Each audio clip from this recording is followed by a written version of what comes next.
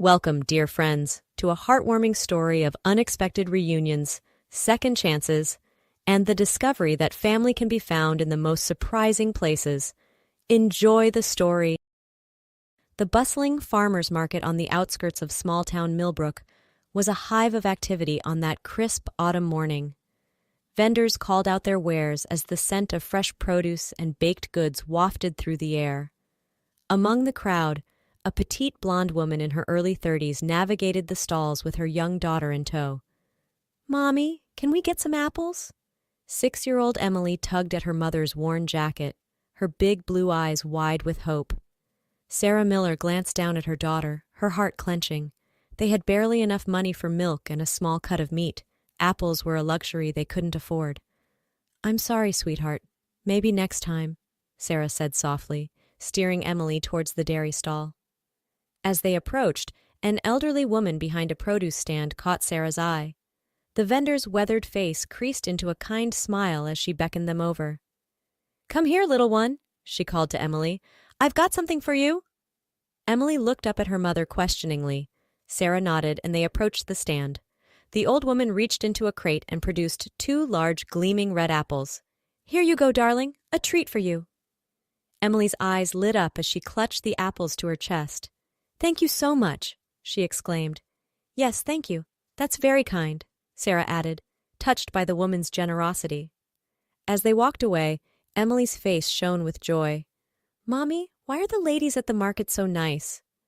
Sarah smiled down at her daughter. "Well, honey, some people just have big hearts. They like to spread kindness where they can." Emily's brow furrowed in thought. "Do you think they have granddaughters?" "I'm sure some of them do," Sarah replied. "But not all of them?" Emily pressed. Sarah shook her head. "No, probably not all of them." As they made their way home, Emily's mind whirled with thoughts of grandmothers and granddaughters. She couldn't shake the feeling that something wasn't quite fair about the distribution of grandparents in the world. The Miller women's home was a small, slightly dilapidated cottage at the end of Oak Street. Paint peeled from its weathered siding, and the porch steps creaked ominously. But to Emily, it was a castle. As they approached, Emily's eyes darted to the newer, larger homes that lined the rest of the street. She couldn't help but notice the stark difference. "Mommy, why is our house so much smaller than the others?" Emily asked innocently. Sarah's cheeks flushed with embarrassment. "Well, sweetie, sometimes people have different amounts of money to spend on houses. Ours may be small, but it's filled with love, and that's what matters most." Emily nodded, accepting her mother's explanation. As they entered their tiny home, Sarah's facade of cheerfulness began to crumble. She sank onto their threadbare couch, a hacking cough racking her slender frame. "Mommy, are you sick?" Emily asked, her voice tinged with worry. Sarah tried to smile reassuringly. "It's just a little cold, honey. Nothing to worry about." But as the day wore on, Sarah's condition worsened. By evening, she was burning with fever, her face flushed and her breathing labored. "Emily, sweetie," Sarah rasped, "I need to run to the pharmacy for some medicine. Can you be a big girl and stay here by yourself for a little while?" Emily's lower lip trembled, but she nodded bravely. "Yes, Mommy. I'll be good." Sarah kissed her daughter's forehead. "That's my girl. I'll be back soon. Why don't you watch some cartoons while I'm gone?" As Sarah stumbled out the door, Emily couldn't shake the feeling that something was terribly wrong. Sarah hurried down the sidewalk, her vision blurring as she fought against the fever ravaging her body. She knew she shouldn't be out, but with no one to watch Emily, she had no choice. The small bell above the pharmacy door jingled as Sarah entered. The pharmacist, a kindly middle-aged man named Tom, looked up from his work. "Mrs. Miller, are you all right?" he asked, concern etching his features. Sarah gripped the counter for support. "Just need some cold medicine," she managed to say. Tom frowned. "You look like you need a lot more than cold medicine. Have you seen a doctor?" Sarah shook her head. "No insurance. No money for a doctor," she admitted quietly. Tom's frown deepened. He quickly gathered some over-the-counter medications and a bottle of electrolyte solution. "Here," he said, bagging the items. "Take these, and please, go home and rest. You're in no condition to be out." Sarah nodded gratefully, fumbling in her purse for the last of their money. As she stepped back out onto the street, the world began to spin. She stumbled, grasping at a nearby lamppost for support. "Ma'am, are you okay?"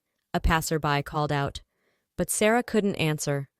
The last thing she heard before losing consciousness was someone shouting for an ambulance.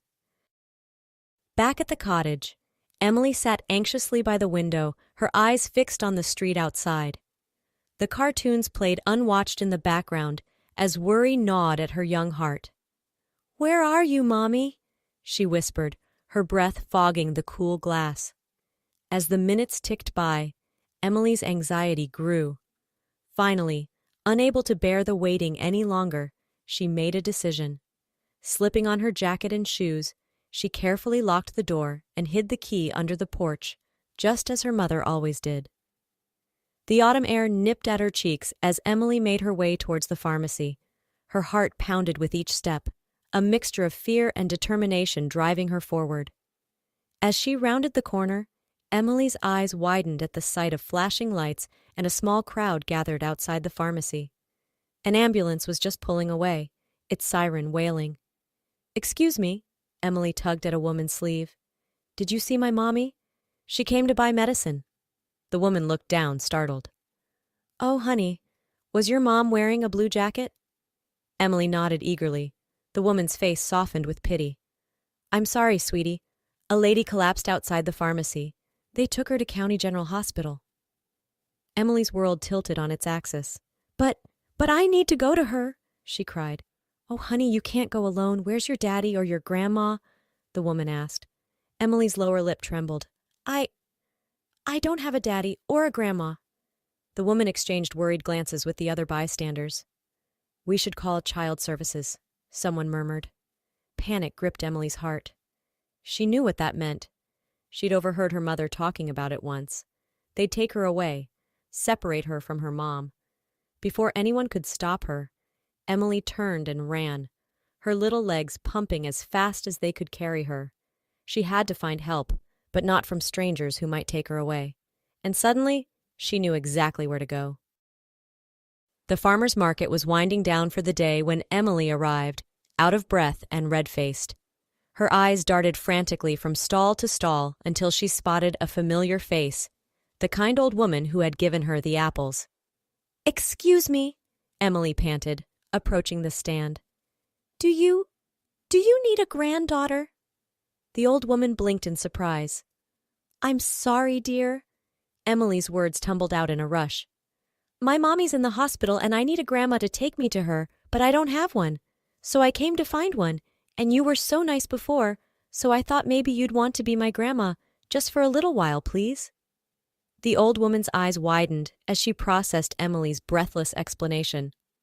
By now, other vendors had gathered around, murmuring in concern. "Oh, you poor thing," the apple vendor said softly. "Of course we'll help you, won't we, ladies?" A chorus of agreement rose from the assembled women, but before they could formulate a plan, an elegantly dressed older woman pushed through the crowd. "Excuse me," the newcomer said, her voice filled with concern. "I couldn't help overhearing. Is everything all right?" Emily turned, confusion etched on her small face. The woman knelt down to Emily's level, her eyes brimming with an emotion Emily couldn't quite place. "Hi there, sweetheart. My name is Margaret. Can you tell me what happened to your mom?" Emily hesitated, glancing at the apple vendor for reassurance. The old woman nodded encouragingly. My mommy went to the pharmacy because she was sick," Emily explained, her voice quavering. "But she didn't come back. And I heard someone say she was taken to the hospital." Margaret's face softened with sympathy. "That must have been very scary for you. You're such a brave girl to come looking for help." Emily nodded, tears welling up in her eyes. Margaret looked up at the assembled market vendors.